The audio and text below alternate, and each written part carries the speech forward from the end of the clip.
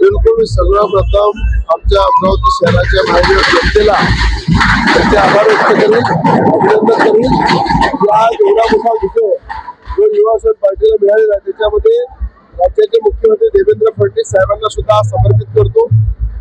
राज्याचे महसूल मंत्री अमरावतीचे पालकमंत्री बावनकुळे साहेबांना सुद्धा समर्पित करतो आणि भाजपच्या नेत्या नवनीत राणा यांना सुद्धा विजय समर्पित करताय मी.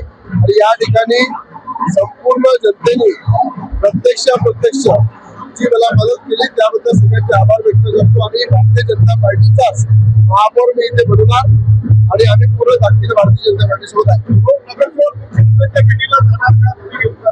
बिलकुल मी शब्द दिला होता, भारतीय जनता पार्टीचा महापौर बनवणार. सगळे युवा स्वयं पार्टीचे जेवढे नगरसेवक आहेत त्यांना मुख्यमंत्रीच्या भेटीला घेऊन जाणार. त्या ठिकाणी मुख्यमंत्र्यांच्या उपस्थितीत सुद्धा सत्कार सन्मान सुद्धा करणार. राष्ट्रवादी गटाची आम्हाला गरज नाही.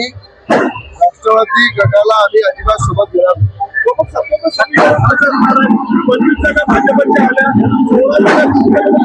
समीकरण सुद्धा झालेलं आहे.